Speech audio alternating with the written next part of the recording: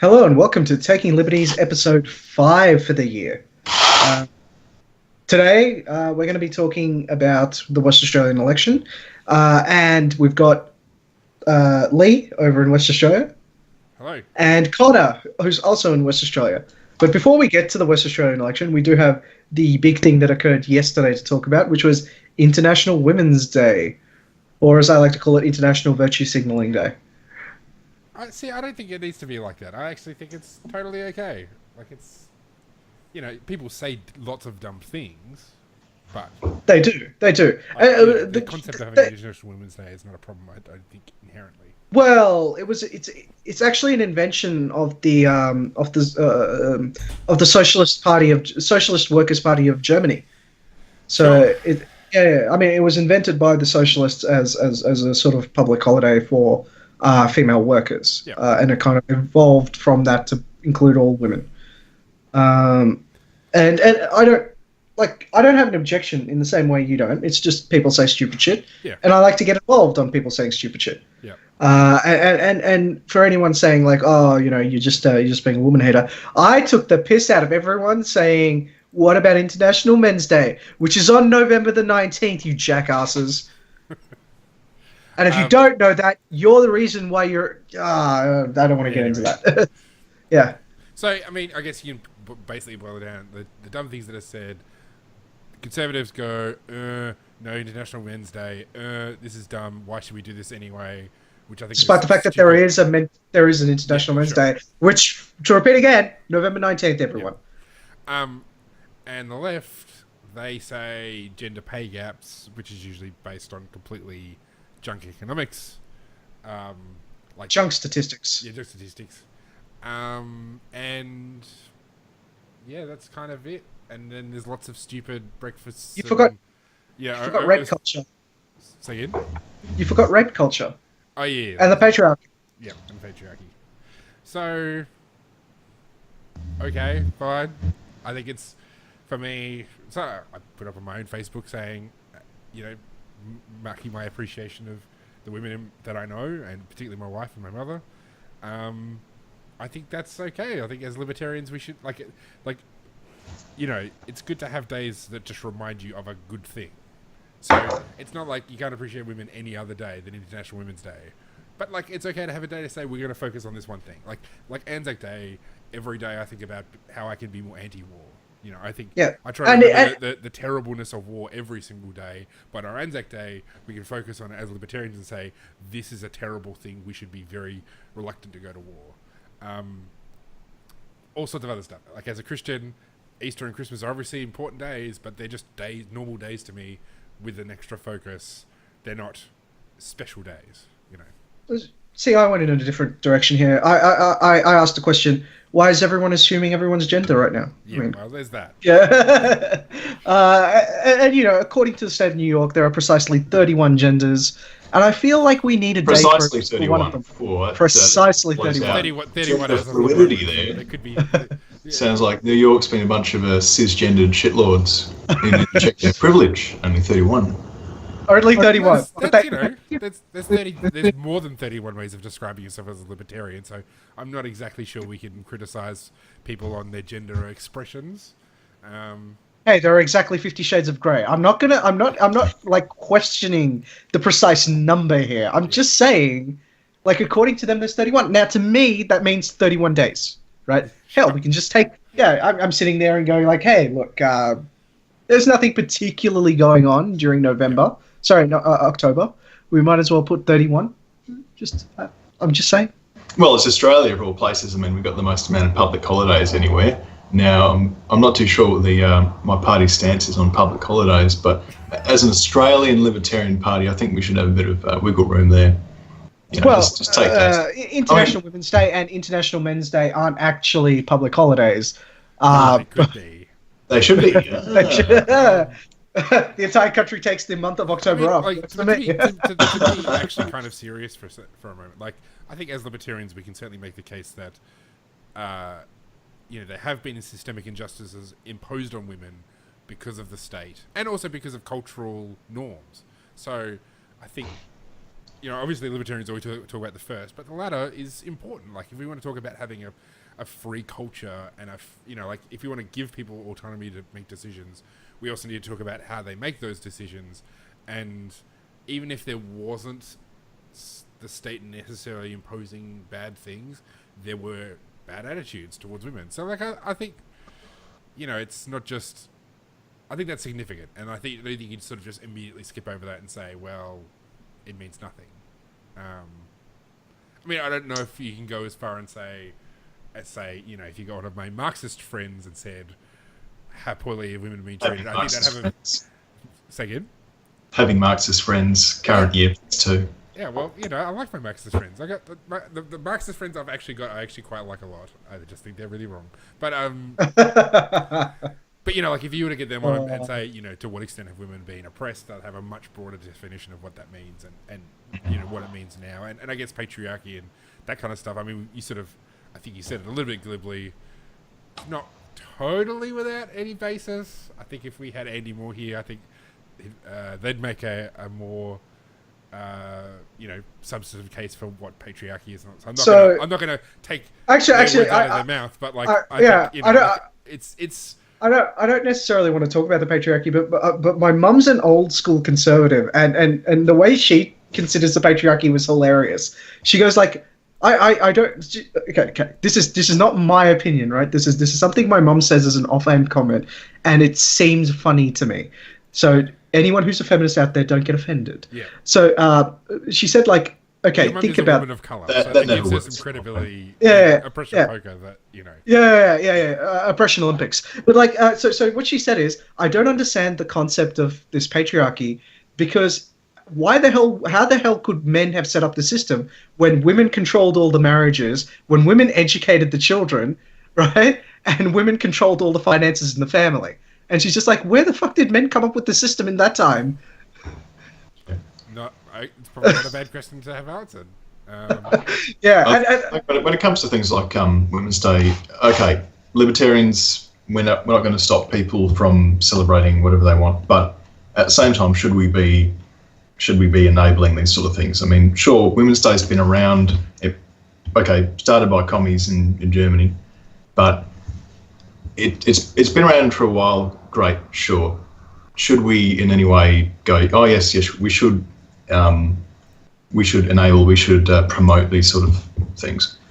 I mean, well, that comes back to university funding, right? Like, I legitimately don't think... I think these courses that you're talking about, like women's studies, wouldn't actually exist if there was a free market for education, and there's a lot of evidence to support that. I mean, like, if you take a look at private universities, they don't tend to, like, support these particular type of social education programs. And it's because they don't, like, you get a gender studies degree, right? What is your end goal? What can you possibly do with that degree? And the answer is you either go into academics or you end up in HR somewhere, basically perpetuating what you learned in your gender studies course. You become an op-ed writer for The Guardian or something. Yeah, that's also possible. But, you know, like, there's not very many job opportunities. No. Yeah, right. Which is why if you take a look at it, the prevalence of these particular types of courses only seem to come about because of no strings attached government funding. Yeah, absolutely. Should we counter signal? Well, I mean, I didn't quite catch all of the question you asked. Was the question, should we promote Women's Day, or should we just... Well, it's not simply, okay, we're not going to ban anything, sure. But should we in any way promote or enable these things which... Yeah. Sure, why not? It is a launching platform for all this social justice, big government stuff. We understand this. It's not just going, thank you, women. I mean, you look at... It's certainly a contributing factor. Yeah, I don't think so. I don't think it's a contributing factor. I think it correlates, obviously. It doesn't take too much energy to counter signal, I should know. But is it worth... So can I just get in first? Yeah, sure. So, like, I think, you know, obviously the days, you know, the day that a government's going to want to make a some policy announcement on women's stuff, something related to women's portfolios is obviously going to be an International Women's Day. But I don't think that's the causal factor. Like, I think can still do those things, even because the. No, that's not what he's talking about. But it's all. I think it's more to the. It's just another thing. It's just another, tributary to the grander. I don't want to go into this metaphor. It's just another thing which adds to it. Is it worth our time? It's the straw, basically. Here's my understanding of your argument: is that we're funding these programs through the government, right? Like these. Not simply funding, just simply consenting, simply going. Oh, I don't think there's any problem with consenting to that a course be allowed to run. I don't think we need to step in and. I mean, sure, using my voice in this channel, I can say. Like, I think gender studies is absolute garbage, and you shouldn't be teaching at university. I think it's fine as like a course if you want to teach as a vocational thing. It's fine. I just don't believe that it belongs at an educational institution, especially one that's meant to prestige itself on research, right? And the reason I don't believe that is because nothing I've seen coming out of those things constitutes research, right? It's not replicable. I mean, they've shown it's not replicable. Yep. It relies a lot on subjective interpretation of statistical data, and we can show this because we look at their statistical data and we can show a completely different interpretation. It's basically like what used to be called postmodern studies, right? Where people were like, it can be interpreting anything. It could mean nothing. It could mean anything, right? Just to kind of bring it back a bit, I was more talking about Women's Day and other, not simply courses, but just celebrating a religious festival for Gibbs, for more stuff, for more games and more women. The day itself as an excuse, as a religious festival for we should have more funding for this, we should have more women's studies or whatever. Effectively, it's a religious festival for vagina and money to go into that. I think that's what a great Yeah, so I think that's what happens. I don't think that's what it has to be. So no, I agree with Leo. The libertarian movement, fundamentally, the American if you read if you're a libertarian, I encourage everybody to read Radicals for Capitalism by Brian Doherty. It sort of goes through the history of the modern American libertarian movement, and he essentially makes the claim that three women pretty much started the modern libertarian movement. Like, I mean, as we understand it, so it's Ayn Rand, Isabel Patterson, and Rose Wilder-Lane. Those three women did incredible things in promoting the ideas of liberty. Even though they were sort of the contemporaries of Mises and Hayek, in particular, like at that stage, those guys were very much focused on economics. I think at that point they'd just started to move over to America, and in that time, but it wasn't social. You're saying it's textbooks and it's theories. It's not. Like Isabel Patterson was a columnist in a newspaper. Like Ayn Rand was writing novels. Like, so that in terms of the promotion of the ideas of liberty, it wasn't just here are free market economics. It's here are the ideas of what makes for a free society and what works. Ayn Rand. I mean, people, detractors will say it was a cult in her living room. Well, Ayn Rand, that's kind of Ayn Rand's not the only person who was a libertarian. You need to have. I know, I understand, but you need to have a social element to it. I understand that. Yeah. So Rose Wilder-Lane. Yeah, sure. You need to have social ideals instead of simply, it's more efficient this way. Yeah. So so Isabel Patterson and Rose Wilder-Lane both wrote about that. So people focus on Ayn Rand because, yes, she is very particular. She's very divisive. She did have a cult. Like, it's no... I'm not saying it's a bad thing. Like, she basically did run her own personality cult. But people focus on that. But Wilder-Lane and Patterson both did, promoted the ideas of liberty in a time which was not great for the ideas of liberty. And that's something we can talk about as libertarians. So, yeah, I mean... And certainly, I mean, obviously, I don't think it probably goes without saying that the libertarian movement could probably do more to encourage women in getting them involved. It's obviously a sausage fest and most libertarian things. It's been getting way better, actually. Well, from where it started, sure. I'm talking like in 2010, I would have agreed with you, absolute sausage fest. But it's getting up to like 30 to 40% female representation, which is for the right side of politics, for the conservative side of politics. and the libertarian movement in general, that's amazing. Yep. And it's largely because you don't have the benefit of all these female-dominated areas like nursing, teaching, and things like that to draw from. Yeah, I think that's probably part of it. Yeah. Yeah. Well, anyway, we've gone halfway through. We should maybe get on to the election because I suspect there's lots to talk about there. Yeah. Well, I don't have much to say, but I've said a lot, so I'll leave it to you guys to talk about the Western Australia election. Well, I'll do a quick intro to what kind of the lay of the land is going to it. I should start that I'm a state from the outset that I'm a member of the Liberal Party. I wouldn't exactly. I'm the world's greatest Liberal Party, but I am one. Connor is the lead candidate for the upper house in the agricultural region for the Liberal Democrats. So if you somehow manage to be a viewer and you're of the Labor persuasion, we're not being partisan. We're just going to try and talk about it from a libertarian perspective. So the general lay of the land. I can represent the Labor side. Sure. I definitely can. We want more money and we want to spend it. Well, that's actually also the Liberal Party platform as well. So essentially... just said quieter, send the whisper. Yeah, so essentially the two opposing things is... So both say more jobs, both want more spending, both want more spending on health and education and cops, both hate drugs... So that's not in dispute. The main point of dispute is you've got, on one hand, Labor have got the MetroNet, which is essentially more train lines further out, and they oppose everything else to do with the Liberals, Row 8, which is like a highway extension, and a bunch of and they're against the main party, the main sort of probably the only really good promise in this election, which is selling Western Power or half of Western Power, which is like the power generation network. Which is the Liberals' plan. And they're going to sell them for, I think, about $14 billion or something and pay off some of the debt, which they've accrued in not even a quarter of it, but some of it. And so that's kind of the general thing. You've got MetroNet and no Western Power sale, and you've got the Western Power sale for the Liberals. So that's where we're at. Yep. It's depressing. It's not a good election if you're a libertarian. That sounds really, really boring. It is kind of boring, and Colin Barnett is the most... So...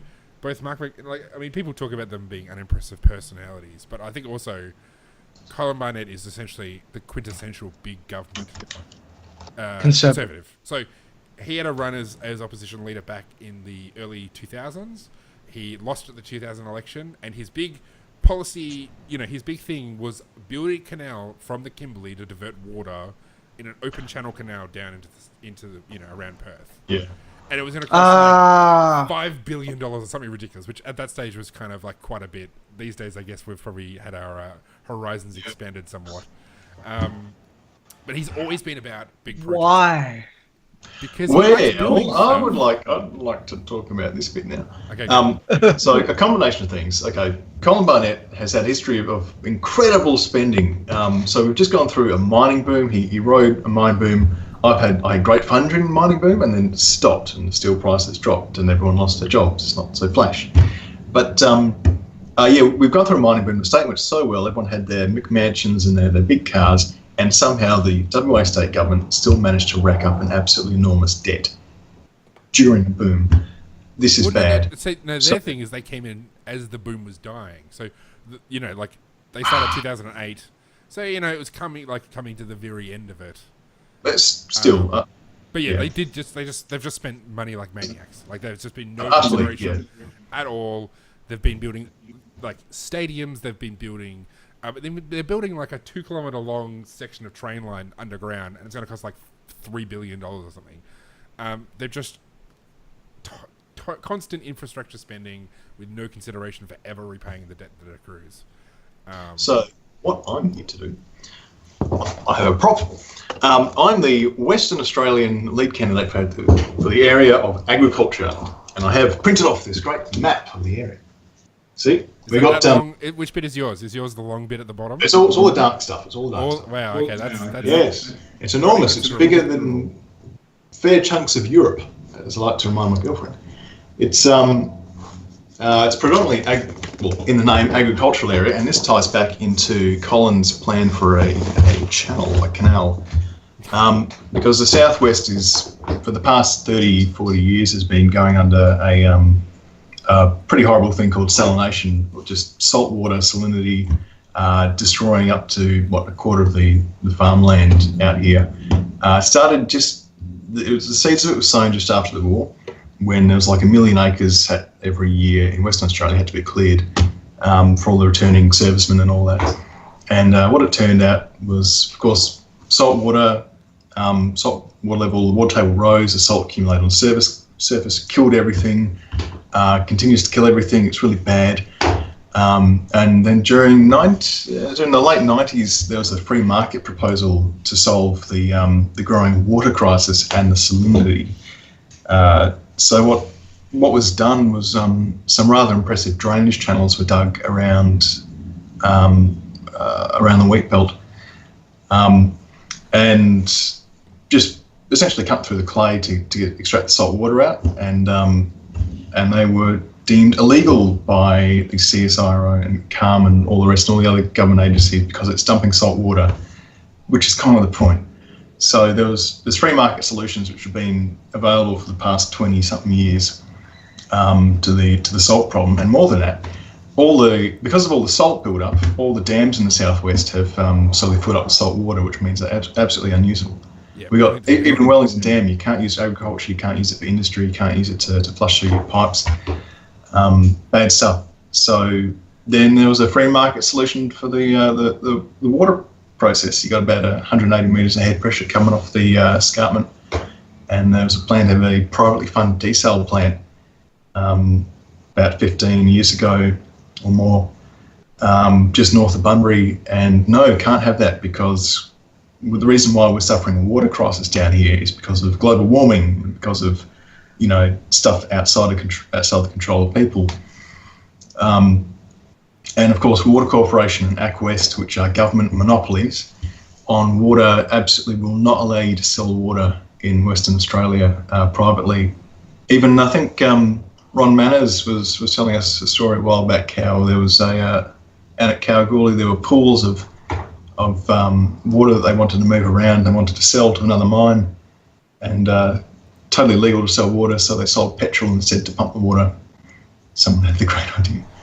So so that's what's happening kind of around here. It's a bit of my project. On top of that, Nationals have just plummeted. They're falling over themselves, because even as the Free Stuff Party, even as the Agrarian Socialist Party here in Western Australia, I assume they're the same in the eastern states, they are not performing on their agrarian socialism. They're not performing on their transfer of wealth. So they're not doing too flash hot, despite their absolutely incredible amounts of advertising. The Liberals are big spenders, and they've got their problems. And Labor is Labor, and they're not one inch of charisma to share between them. So what seems to be happening is One Nation has done fairly well. They kind of dropped a bit. But it's really an election so far of the major parties being pretty useless, and even the big champion One Nation has kind of fallen behind a bit.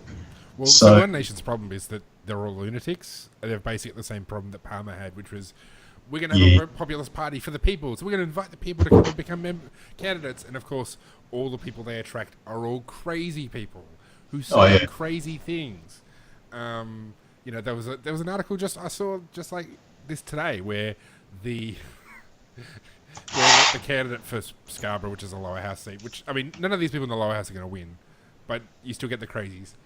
She basically said that Pauline Hanson is like a Liberal Party stooge, and that she's going to put out her own how to vote cards, not One Nation ones. It's complete pandemonium, which is funny, but kind of scary also, because essentially it's looking like according to Anthony Green from the ABC, the upper house were looking to get it's likely that somebody from the anti-fluoride party is going to be in the upper house. We're going to get a couple of One Nation guys in the upper house.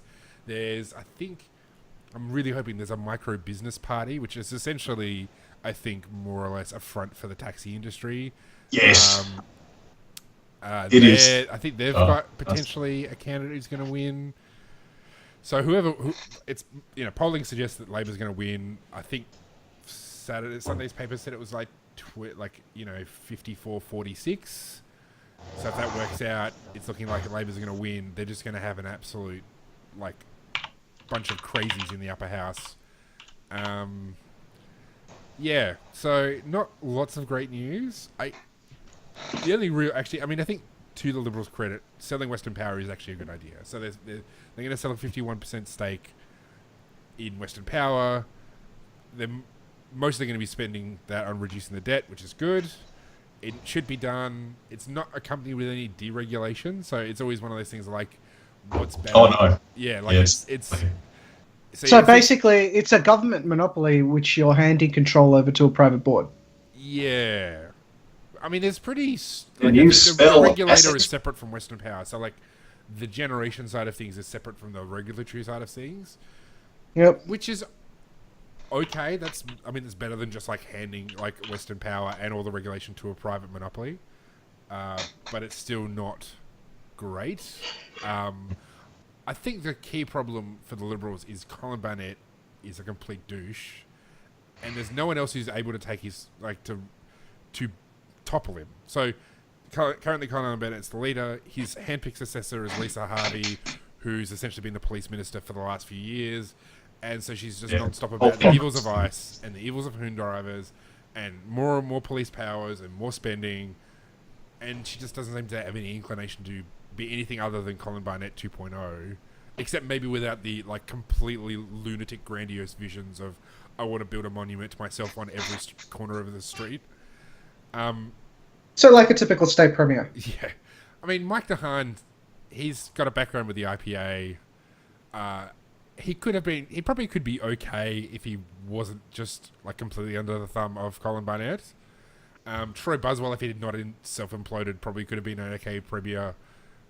Is this the guy who like started sniffing seats? Yeah, he had bipolar the whole time, and so he kind of like repeatedly did really dumb things because bipolar and undiagnosed bipolar. So he had like a drinking problem, and he did some really dumb stuff. But like aside from that, he was actually my local member, and I met him a few times, and he's actually really on top of his brief. Like he was really quite a smart guy. Kind of had a business background, like a small business background, so he sort of had a sort of generally an inclination, I think, towards sort of managing the finances of the state competently.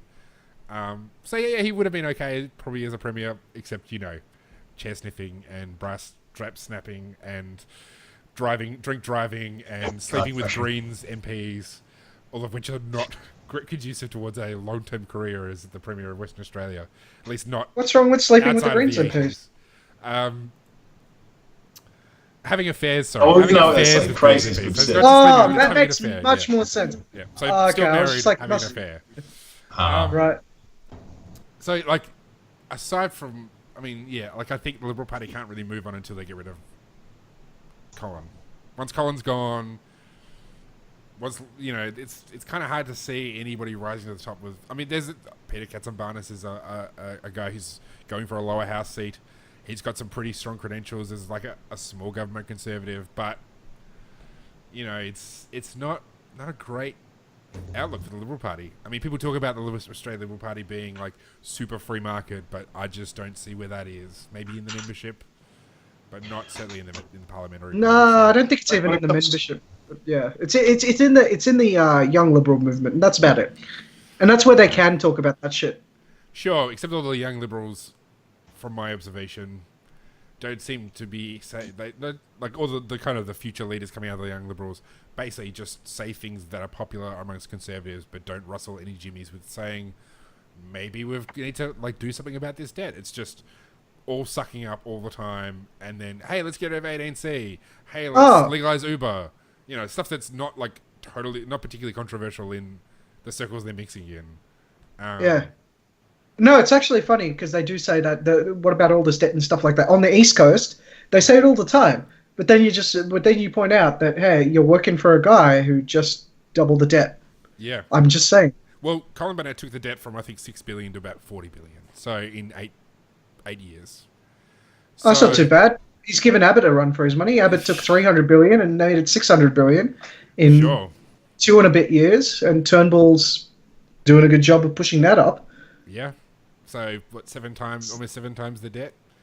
So it's kind of I mean, I think we're about 30 minutes, so it's kind of a depressing way to end the episode, but it is what it is. Go Connor. Win in the upper house in the southwest for agriculture. That'd be great. Yeah. If there are any West Australian listeners here, please put Connor in there. Not Colin. Not Colin. Connor. I'm actually still registered to vote down in the southwest, so I will actually be putting... Like, I think... Well, I have to vote if you admit that, you're going to get fucked in the party. If you admit to that. You mean apart from all the times of talking about, legalizing all drugs or abolishing the government, all the other crazy stuff that I've ever said. Yeah, but I recall correctly. Yeah, but the one unforgivable sin that the Liberals seem to have is, either running against Liberals or like voting against them. Actually, Steve Thomas, the number one candidate for the Southwest, is a pretty decent guy. He actually did kind of encourage more sort of free market orientated young guys in the Southwest, because he was like the divisional president for Forest, which is the Southwest. Yeah, and he kind of encouraged us, free market guys to kind of get involved and got us together. Makes sense. Otherwise, you'd have a whole bunch of people saying the Potato Marketing Corporation should still be there. Well, that's it, and so like I think Steve Thomas is actually a pretty decent guy. I don't know who the second candidate is. The third candidate is not particularly great. She just seems to be kind of also ran. Yeah. So she's about 60 something and seems to be really bitter about everything. Just really, really angry that she's not the number one candidate anymore, and that's like everything about her life is like how mean the Liberals are to women because people don't like her because she's just like a Hillary Clinton of the Liberal Party. She is. Except, she basically is. Except even less credibility, which is hard to imagine, but it's possible. You got like zero credibility.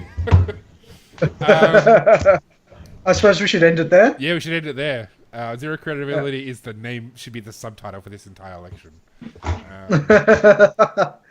Yeah. Not the entire election. I was going to. So you might. I was going to say you might notice that this video is in a different channel, and we're going to be spooking this channel from now on. Oh, yes. It's because I noticed that the previous one seems to be my name. This channel is Taking Liberties Radio, and it's where all future videos will be. So definitely subscribe. As long as I actually remember to put it in the right channel, which I will. But cool. All right. Thanks, Connor, for joining us. Good luck on the weekend. Thank you. Subscribe. Thank you. And subscribe. Yes, subscribe to these people. See y'all later. Bye.